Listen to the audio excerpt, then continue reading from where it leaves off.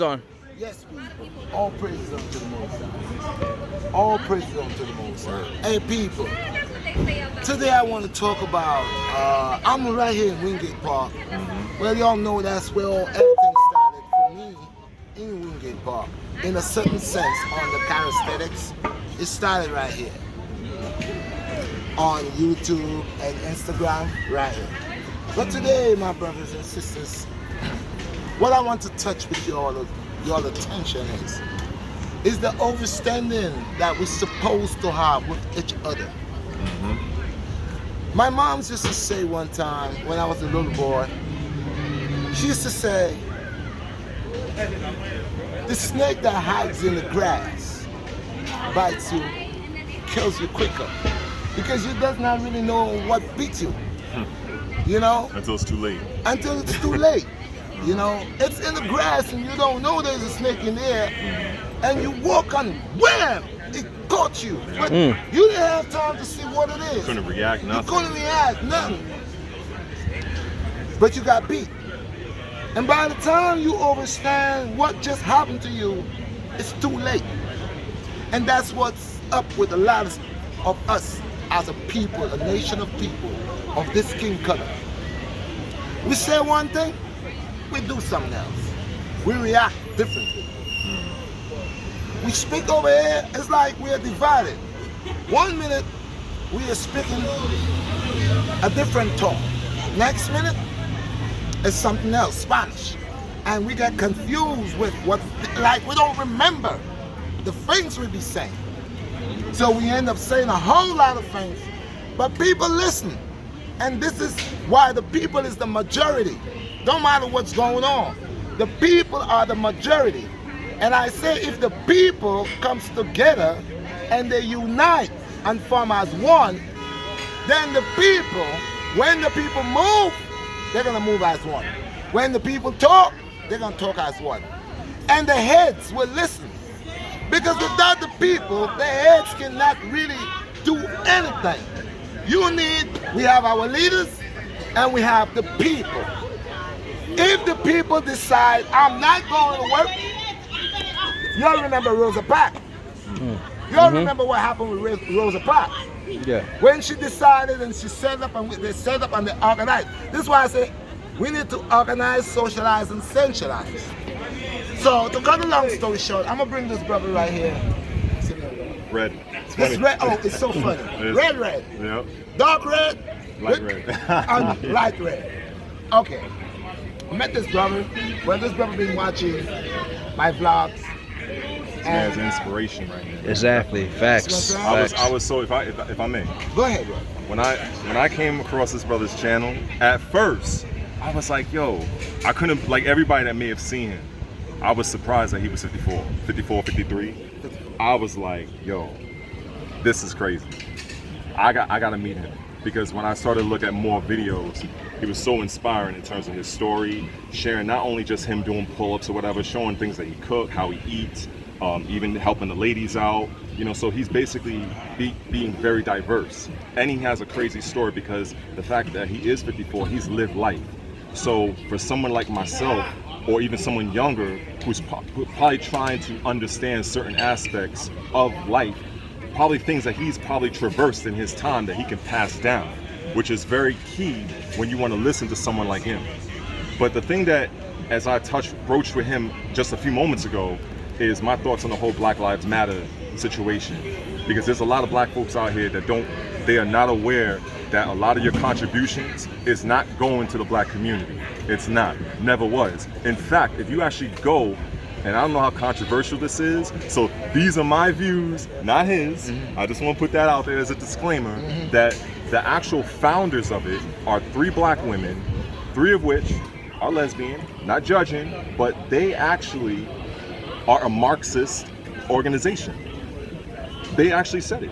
I think her name is Patricia Cullors, Cullors, I believe her name is. So when you understand the true genesis of this movement, you begin to become aware that all of your contributions is not going where you think it is. It's going to Biden. It's going to Sanders. It's going to everybody else except people of color. except black people in the communities. And I think it's very important for people to realize this.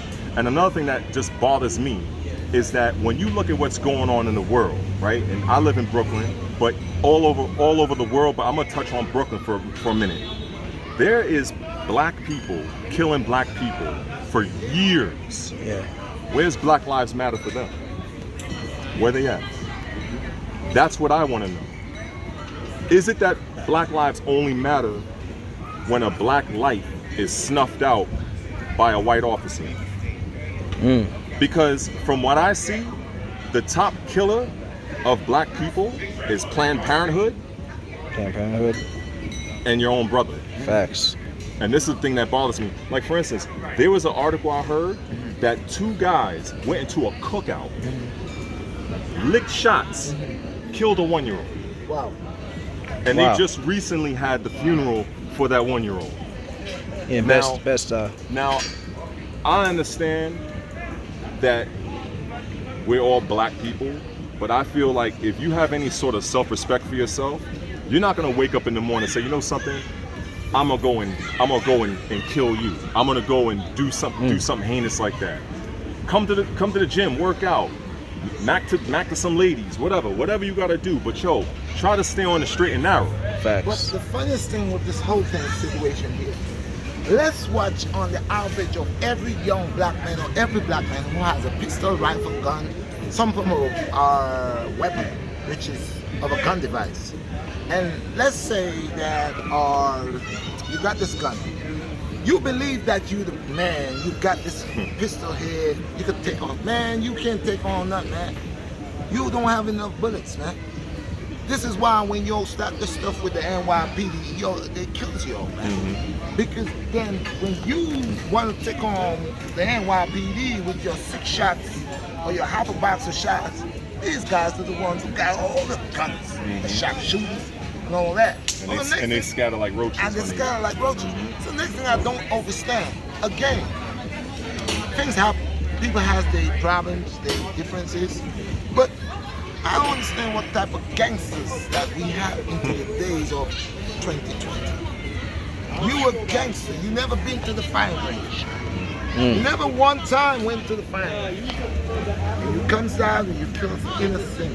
The person is here, you hit this person here. Yeah. And you call yourself thug. You call yourself bad man. You call yourself, man.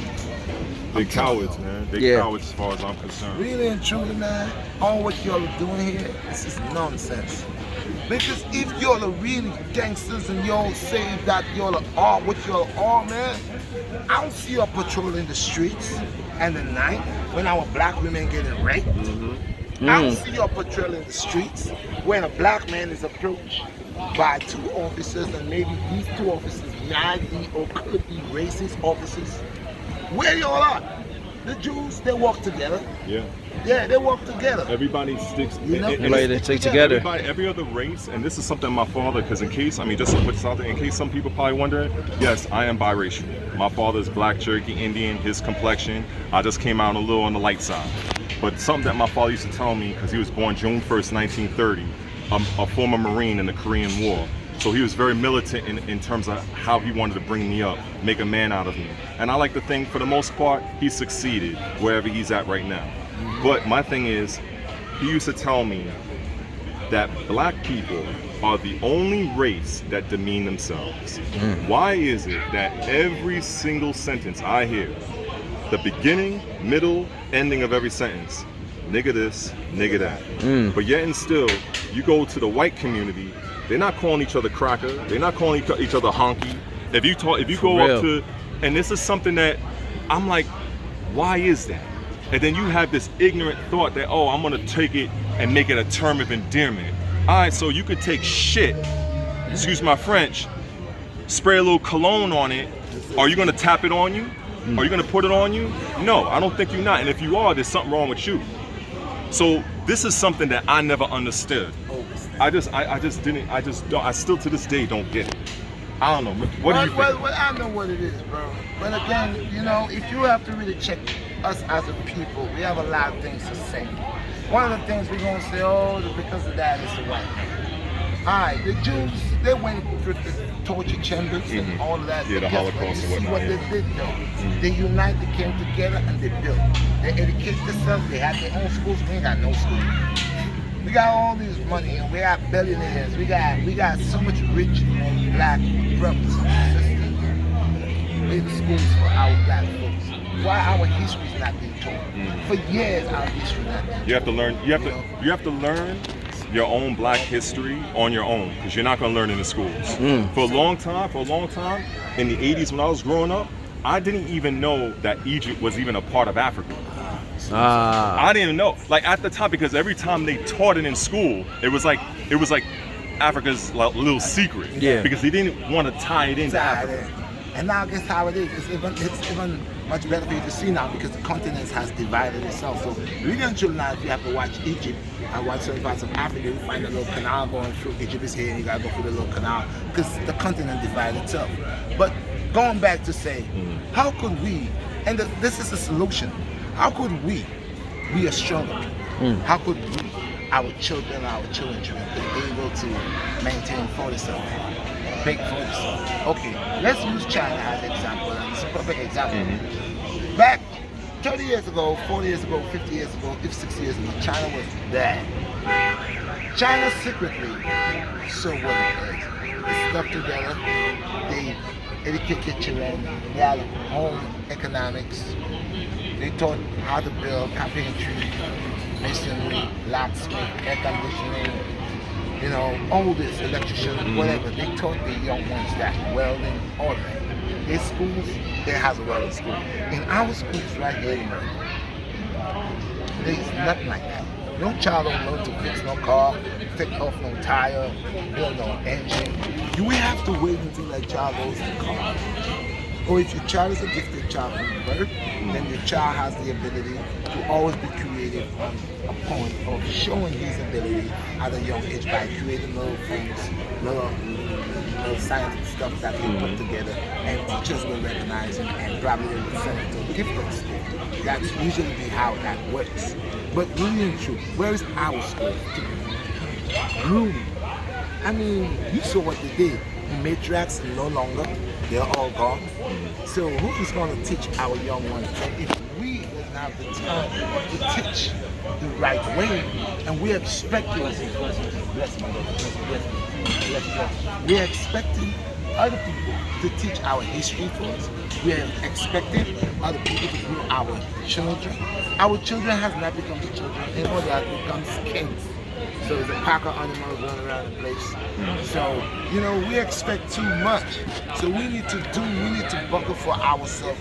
And we need to do, and although majority of the times throughout the years when we did establish and build, we know it was torn down, we know it was burned down. But that doesn't mean, but that doesn't mean we should give up.